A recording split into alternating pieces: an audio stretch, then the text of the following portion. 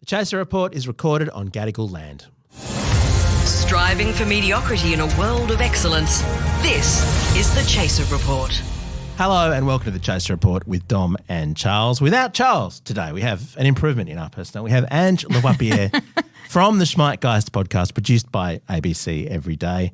Friend of the show, journalist and stand-up comic. Ange, welcome back. Thanks so much for having me. Congrats on the new series of Schmeitgeist. Thank you. Our final episode in the season is out today. So all 8 are out in the world. And yeah, I do feel, I don't know. I mean, I've heard about giving birth. I haven't given birth, but I imagine how that feels, except, you know, if it was octuplets. Octuplets, wow. Yeah. 8 little babies. Well, 8. let's talk about a couple of your babies. Let's talk about the anti-capitalism sentiment that's sweeping across young people, apparently. Also online ADHD diagnoses I'm keen to get into. Yeah. And we'll finish up with some polyamory. Yeah, why not? All these massive dessert. trends as isolated by Ange and the team after this.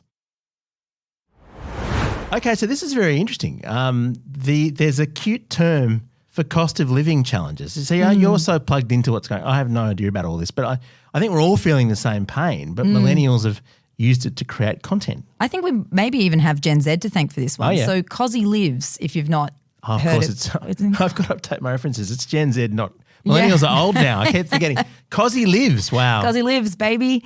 Cozzie lives, which is, you know, look, it's been something that I've been noticing for a while, is this sort of broad anti-capitalist sentiment that crops up.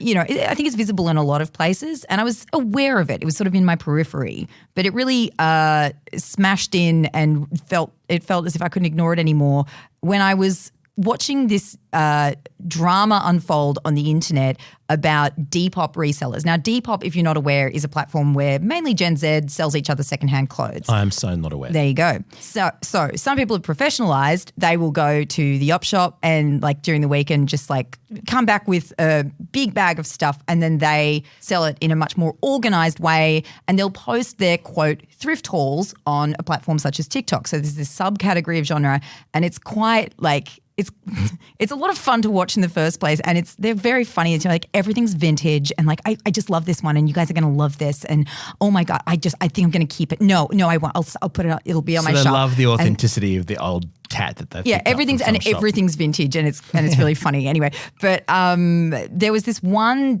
Depop reseller named Jack in America, and she's like this sweet seeming kid, and she's posting her thrift haul like she does every few days, and it blows up. Like 6-7 million views, wow. Right?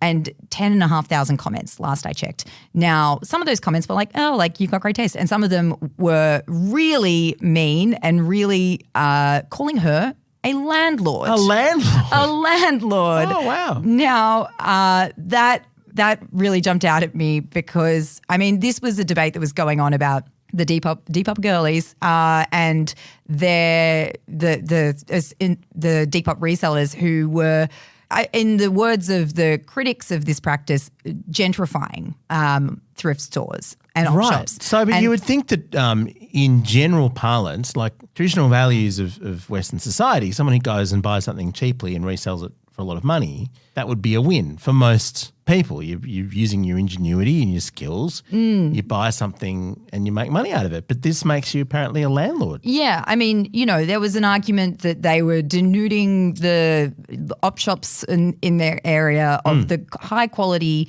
products that, you know, someone of a lower income may have, you know, benefited from, and making a profit off it, you know, the critics would argue with very little effort. I mean, and so that is like compared to, quote, rent seeking, the landlord behaviour. But it is kind of gentrifying Vinnies, isn't it? I mean, if you think about it, someone going in there getting the best stuff. Well, it's slumifying and Vinnies. Just, yeah, it's like taking it out or whatever. But so people who really need to buy cheap clothes just to have clothes can't afford it because all the good stuff's gone online to be bought up by people with big budgets who think it's all terribly authentic. That actually is really annoying. That person's a total landlord. You're getting sucked into it. Okay, so this is okay. Here's the thing. I look. There are valid arguments on both sides of the Depop wars. How ABC of you? I know. No. Hear me out.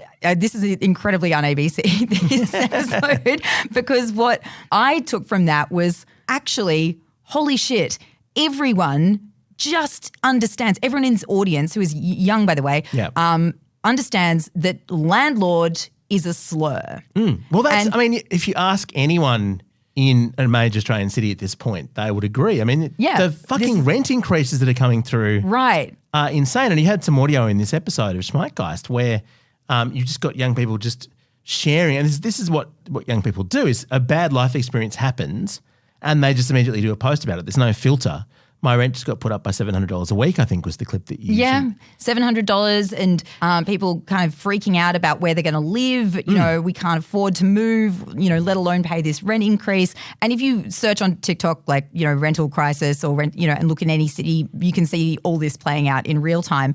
So, you can see where it comes from. But I was super interested that, even the language gentrifying, landlord, basically this is, I think, a generation, and I'm part of it as well, by the way. So it's like millennials and down who have developed essentially a kind of sensitivity to inequality, particularly economic inequality, and feel really strongly about capitalism in particular. And this is like, yes, I can see examples of it online. You can see it, Cozzie lives. You can see it like the discourse around Nepo babies, for example. Yeah. Basically just this total focus on inequality and sensitivity to it that wasn't there before. Like 10 years ago. Lily Rose Depp's not getting a nice time on the internet. Having a hard time because she got that role in The Idol, and also she was like, walked for Chanel and everything, and so people look at Lily Rose Depp and go, is it because of your dad?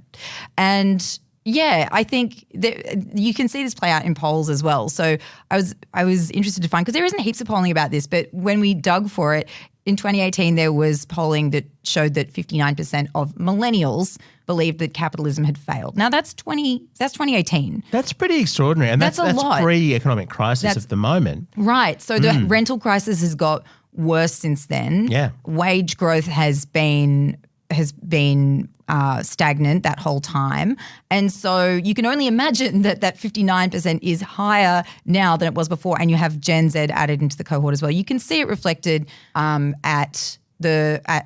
elections as well. So in 2022, we saw millennials reach an age where, historically speaking, they would have drifted to the right, but they're not doing that. At the very moment in this cohort's life, when they would typically have started voting for the coalition, or a greater number of them would have, it's not happening at all. They went away. They drifted away in huge numbers. Well, this is the stereotype: is you start out super, super left. Yeah, the same. At university and so on, and then by the time if you're not a socialist, you're incredibly right wing. If you're not a socialist at 25, you have no heart. If you're not a conservative at 35, you have no brain. Well, goes the saying. But also, so goes the saying. When you have nothing, you think everything should be shared. When you have a lot of assets, you want to hoard them.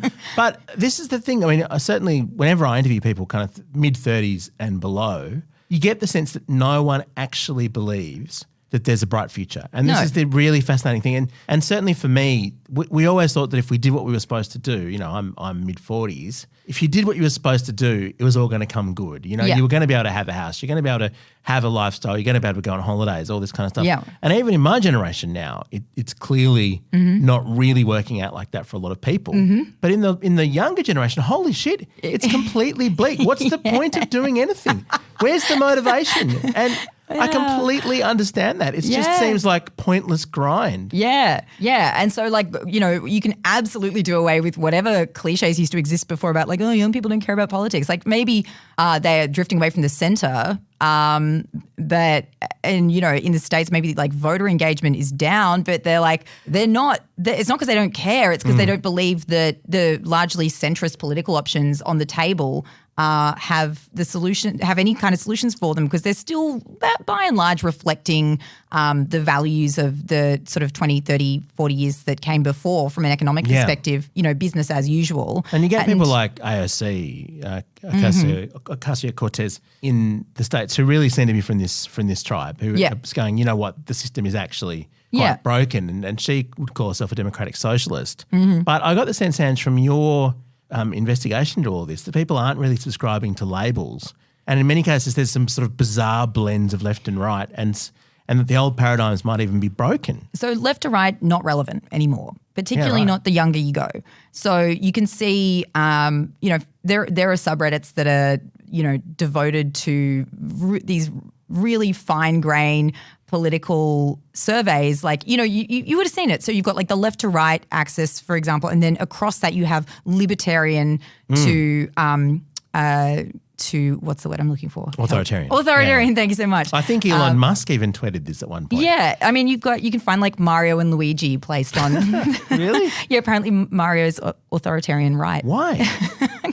They go through it. I'm it's like baffled there was by like I've watched part of a Twitch stream about this. He's a blue collar worker, Ange. He's a plumber. Right. Yeah. So he's got some like union association, but his Catholic background small business means too. that small business. Right. And then maybe some pro-abortion views potentially. We don't know. So that's putting a massive like most of his friends are mushrooms. I think we're possibly overanalyzing this. I don't know what you mean. But it's certainly true that it does seem as though there's just an absence of hope. And so when people I guess in the past have been fed the American dream and the notion that the system rewards hard work and opportunity is there for all. Yeah. What do you do? And the thing that I found a bit sad about your episode about this of Schmeitgeist is that they didn't really seem to be an answer. There's not like a panacea. There's no theory that's unifying people. There's nothing that's the thing that is unifying people is anti-capitalism. That's what's interesting. But they're against a thing, but they're not for anything. I mean, I remember when people crowded the streets for Barack Obama with hope and change and all this stuff, and that didn't really pan out to any major shifts. I mean, he was still had a cabinet full of people from Goldman Sachs. Yeah. So what are people marching for now? What do people want I think okay, this so sucks? There's a couple of ways that this plays, right? When you have even more of these people, the generations who are completely who have a total lack of faith in capitalism and the existing structures, when they are all in a voting age, then you start to see a broad coalition form to choose an alternative. But it would need to be broad. It would need to be incredibly broad because, we were looking in this episode at like MAGA communists, like people who support Donald Trump and support like Karl Marx. How does that work? How does someone who supports Donald Trump, the most, dedicated person to private ownership imaginable, is also a communist? Do they not understand I think who Donald Trump is? There are some elements of, because the other part about Trump is that, of course, and I'm not not pro-Trump, but that, it is hugely, at least in his rhetoric, globalist, like how you can be a billionaire and yet anti-elite, but it kind of works. It does make sense. There are, and like that is elites. One corner, right? And interestingly, as an example of the left-right political spectrum blowing apart and people bundling together previously, the sorts of beliefs you just would never have seen together. Donald Trump would speak out against and did speak out against cutting Social Security in some instances, and people, like quite stridently. And so people were like, because it's that's a populist sort of move. Well, he may well be about to, live in socialised housing in jail. We'll have to find out. Okay, so left, right is irrelevant. Left, right is gone, and then this is libertarian is the new paradigm. Yeah, somewhat. I mean, look, the point is people are abandoning the centre and they are splitting off in more directions than they previously used to because they have access to a more diverse range of, like, the menu is just larger because these are generations that have grown up on the internet. So they're not taking to the streets, they're taking to TikTok. Yeah, and also they are getting some pretty fringe ideas online, and some of them are dangerous, some of them are not, some of them are just fringe.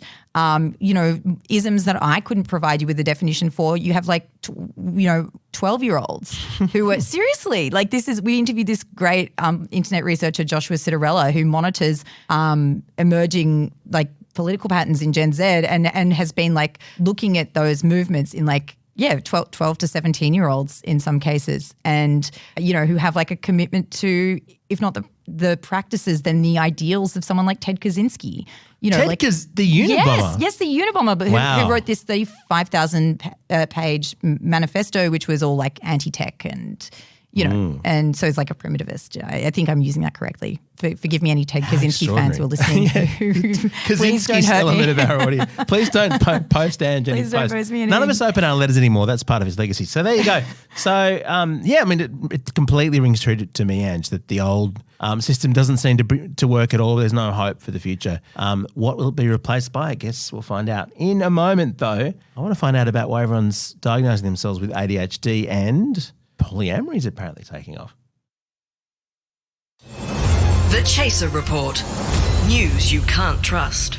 Okay, Ange, so ADHD, I've certainly seen a lot of people using this language and saying, oh, maybe I've got it, and looking at various things. I've always wanted to know, where does a particular kind of personality kind of end and a diagnosis of ADHD begin? Because, I mean, people who are messy or whatever, or a bit disorganised, a bit creative, a lot of them have been saying that I've heard, well, I have ADHD, I reckon. Well, I think it's like a false split, right? And I say this as someone who has had a recent ADHD diagnosis. Right.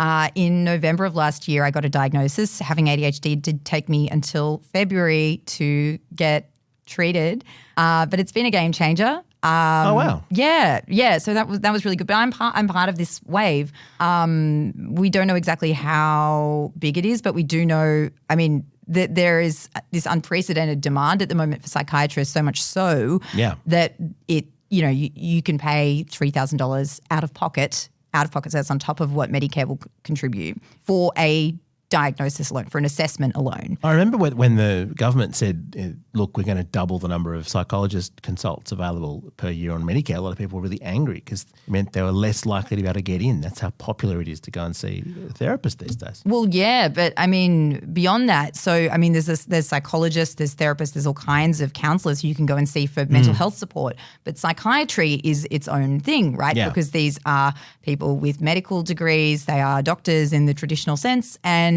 they, there are nowhere near enough to go around at the moment. So there is this weird bottleneck that's going on. I mean, that's one indication of demand. But looking at the wave and like how people are, I guess, assessing this, what we wanted to get to the bottom of with this episode was really like sincerely assess the claim that social media has made it cool somehow. And no one can see the inverted commas I'm doing with my fingers, but I am. So this idea that there is something attractive about it. And I think the impulse that a lot of particularly progressive people have, and people in the neurodivergent community as well have, is to push back against that and say, of course not. Of course there's nothing attractive about it. Of course there's, it's difficult having it. And that is true, that it is difficult. But I think there is a little more nuance to it than that, in that it's not that people might wish that they had ADHD, but there's something attractive about, you look for an answer. And if you think that you already have it, then the idea of solutions is a really attractive one. Yeah, that makes sense. For so many millennia, we've all wanted to try and create a better version of ourselves, like through whatever reason, through whatever method. And so if you think, well, there's something that's wrong about my life that could be fixable, I can see the appeal of that. Yeah, and when you have a context where the stigma associated with ADHD has dramatically lowered, which is an overwhelmingly positive thing. You have a diagnostic environment where, look, we used to just think that it was like Bart Simpson was the ADHD archetype, and anyone who sort of fell outside that was, by and large missed in the last few decades. But we've adjusted our diagnostic criteria really significantly, and it means that all of a sudden we are catching up. A lot of adult women are getting a diagnosis, adult men to it, but it's particularly pronounced in women. And so, there is this framework now for catching those people. We have a non-deficit model for talking about it. That's why you hear the word neurodivergent. So we're not saying, hey, you lack something. We're saying you're different. It's just a fundamental shift in the way that we think about this stuff and talk about this stuff. And so, less stigma. And then, these very, like these jet engine algorithms that serve you up content that is like, hey, do you maybe sometimes lose your keys or get walk into the room and forget why you were there? You might have ADHD. And because TikTok professionalized as well, so that there is now cold hard cash to be made for influencers per view. And so, it's this perfect storm in some ways. And that doesn't mean that people who are diagnosing online, I diagnosed myself, I initially got the idea, I didn't diagnose myself, I got the idea that, maybe this is me from looking at social media, from looking at memes and videos and going, oh, I do relate to that. Oh, and then doing some more research and getting there. So I'm not saying that's not a reasonable way to start. And they're a great, there is great support in those online communities. They're really cool places in some ways, but there are a lot of people who online maybe trying to sell you coaching, maybe trying to sell you services, maybe just trying to get their views up, just get some shares, there's this sort of industry that's sprung up around ADHD on social media as well, and an industry on the other side, bricks and mortar world, and they will fleece you for a diagnosis as well. Is it possible though, Ange, that the way we live now, particularly in this sort of hyper switched on, plugged into social media, bombarded with a million ideas a second and unable to let your brain sort of wander, which is certainly the way that I live. I mean, I cannot be bored. I pick out my phone and I just feed more information and adrenaline, whatever, into my system all the time. I'm sort of addicted to it. Is that creating or is that basically making us into creatures of ADHD, which is, I'm not trying to say it's not real, it's not a thing, but I'm wondering if the way that we live is actually sort of exacerbating what's going on, such that, I mean, if part of the condition is an issue with attention and an issue with focus, which I gather it is, don't we live in a world that is constantly trying to stop us from focusing? Okay, so two things. There is like a bit of a narrative, and I know what you're saying is more complex than this, but if we were just to shrink it down to its kind of crudest version, it's like, is social media giving people ADHD? And the short answer, the long and the short answer to that is no. There's no data to back up that. Then if we sort of split it out and go, okay, well, is social media and like the byproduct, let's call it internet poisoning, is the fact that we have internet poisoning tricking us into thinking that we have ADHD, and that is like a maybe. Now, look, if you go to a doctor and they are a good doctor, and most are, there is a more rigorous framework for assessing it than just going like, is your attention, like, do you have split focus? Oh, and there's a lot more going on, I know, in the condition of ADHD than just that. But, in terms of people seeking to, like, thinking, looking at memes, looking at TikToks and going, oh, I think I have this, based on that experience of being short of attention, overstimulated, that kind of thing, yes, it is technically possible that, they might be essentially experiencing internet poisoning. But look, the other thing about ADHD that we know now that we didn't know before is that it flies in a flock with other conditions, and it predisposes you, if you have lifelong untreated ADHD, you're more likely to develop, anxiety, depression. It can be confused with PTSD some of the time. Like there are a lot of, like, maybe if you think you have ADHD, it doesn't mean, oh, you're making it up for attention. Like you might have something else, or you might have both. You might have like it's comorbidity. I interviewed someone about Tourette syndrome last week, and that seems to have quite similar kind of neural pathways going on, even though it's a somewhat different condition.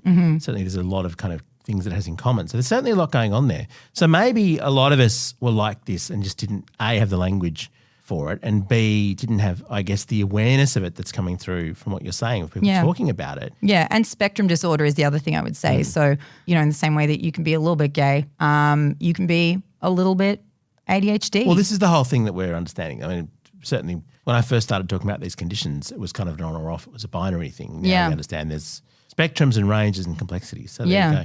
And I saw you popping up on the CoronaCast feed of all places this week, Ange. With, did I? Which you did with Tegan Taylor talking about this for her new podcast. So a lot of people are talking about this. All right, so there's 2 episodes of Schmeitgeist on this. You had so much. Yeah, well, this is the thing. So we initially set out to be like, well, is TikTok overselling neurodivergence? Like, are we being tricked? Let's get to the bottom of it. And then sounds like it reversed on itself. I found I was so shocked by what I found. And then I found the instances of what a cynic might call it price gouging. The instances of price gouging that we saw, people, psychiatrists, ADHD psychiatrists taking home salaries of $900,000 a year. Like, basically, I saw something happening in the market that was so and it's not like traditionally what we would do on Schmeitgeist. Traditionally, we'd look at trends and sounds like some hard journalism. Yeah, well, 15 years of training is hard to bench, as it turns out. And I was like, why would I not cover this? This is a huge story. And it sounds like utter bullshit. To be getting all that money. All right, some people who are genuinely having quite a tough time. That's it. So let's finish up with one of the other trends that you found. And there, I guess if ADHD is 2, then there's 7 trends in this series of Schmeitgeist.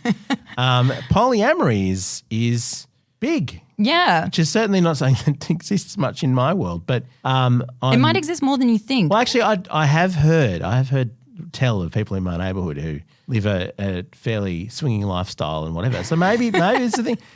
Someone gave me a tour and said there's swingers there, there's swingers there, there's swingers there. So perhaps now that I'm remembering, perhaps it is all going on and I'm just not aware of it. So, but I guess this is just reinventing relationships, isn't it? Yeah. So look, polyamory we looked at close up, but more generally we were looking at ethical non-monogamy. So that is like anything that sits outside of monogamy that isn't cheating, right? Yes, so it's something negotiated.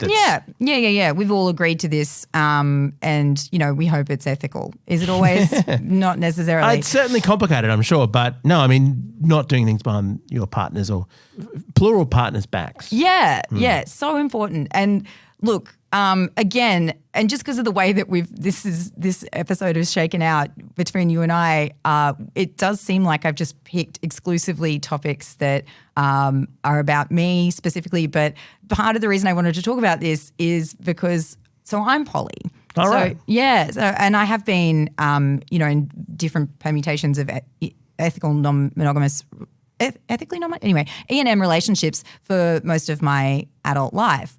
And I have I'm just wired that way, and it's just kind of how I am, and it's just a sort of bottom line for me. Whenever I meet someone new, I kind of try and get it out nice and early because no one, you don't want to like fall in love with someone and then find out later because some people just can't do it, and that's fine. Yeah. It's not for everyone.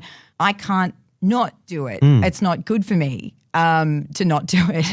And it's not about sex either necessarily. It's not like I simply must fuck everyone. It's really about intimacy for a lot of people, and that's what it is for me as well. And not creating conditions where you're then going to get yourself into a mess because you have a connection with a new person and then you make yourself unhappy by denying that, or worse, God forbid, being really dishonest about it or something. Well, I remember a friend of mine in my early 20s absolutely insisting to all of us that the right number was 4. But more than 4 just got too complicated. But 4 partners was the right number to have. If you had fewer than that, you were missing out. If you had more, what a mess. In this economy, you can't be like earning enough money to live on and have 4 partners. That was when dating was cheaper. Yeah. And living was cheaper because you got to be working a certain number a week. Anyway, I don't think I had a few partners. I think I just thank my stars that some of them are like overseas and interstate because otherwise I don't know what I would do. A few months later, this person announced, actually we've decided to go exclusive, and then went back to 4. It was a journey. It was a whole journey. And it can be. I guess this is the thing that we talk about this, we're aware of this. But this has always happened. There's always been polyamory, but it just hasn't been the ethical sort. It's been secretive. Yeah. And look, I think there's a lesser stigma around this now. And for all of the harm that social media has done us, which is, massive. Massive.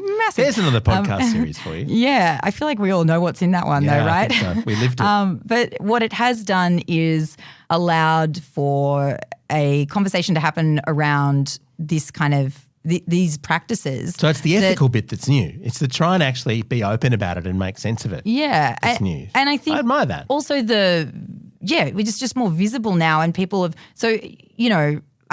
the seminal text, so to speak, on this topic is the ethical slut, right? And that was an attempt to kind of reclaim, and this was, I want to say in the 90s, but yeah, it was an attempt to kind of reclaim this. But that is like the worst thing that you can think about yourself if you don't have other examples or a framework or a community or other people saying, hey, we do this, and it doesn't mean that you're Satan spawn or a big old slut. Or unless that is something that's a word you enjoy, in which case go for it. That word was reclaimed in the 90s. I remember seeing that happening. That was people having fun with that. But I guess what I'm saying is like now when you see more examples, I remember when I first started doing this, I had so few examples. I did not know anyone who was doing it, and I found myself constantly having to defend it to the people in my life to whom I was out, which was relatively few then, clearly much more now. We're going to make a podcast about it. Yeah, we made a podcast about it.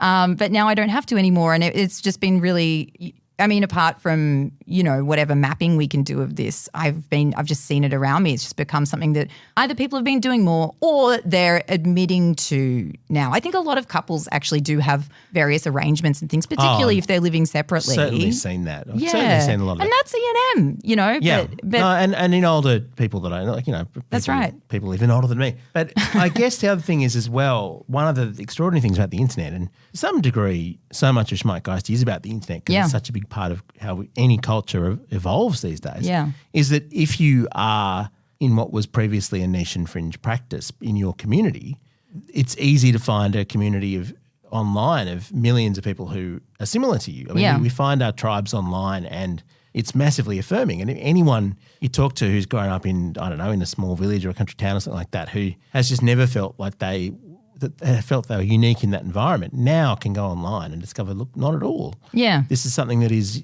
universal in human society. So that's very uplifting and affirming.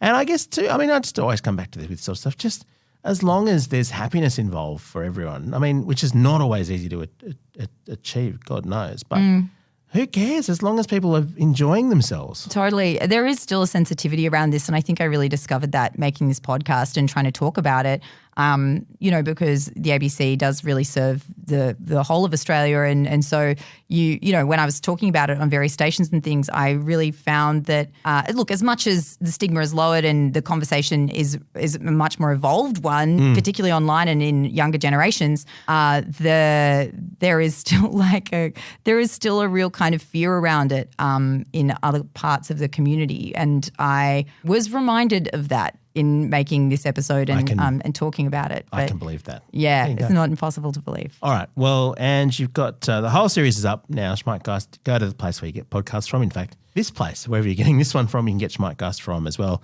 Also, the ABC Listen app, I'm sure we should mention, just so you can plug the thing you meant to plug. Yeah. I know what you meant to plug. But there's also a plug for a debate coming up this weekend. You have got some amazing people, including, of all people, Norman Swan in what I believe is a comedy debate. I'm kind of really fascinated to hear how that goes. Yeah. Australia's favourite comedian, Norman Swan. Yeah. With up-to-date Coronacast opinions and lols. Yeah. We've also got Alex Lee, we've got James Colley, we've got Annalise Constable, Anna Piper Scott, Elfie Scott, no relation. But yeah, just like a wildly good lineup of comedians and journalists. And Dr. Norman Swan. And Dr. Norman Swan, who I've bullied into arguing for ethical non-monogamy. So we will be settling the matter once and for all. The winners will write the subsequent legislation, which kind of relationship is legally permitted in Australia henceforth. So this could mean that those of us who aren't ethical non-monogamous are about to get our lives opened up. The monogs and the non-monogs. Yeah, so this is instead of the plebiscite. We thought we'd just settle it. It seems like a more ethical way to do it. If you just do it in a debate at Vivid, it saves time. Yeah, it does save time. Postal survey. So this is where is it? Saturday at 6:30 p.m. At the Vivid Ideas Exchange in the CBD of Sydney.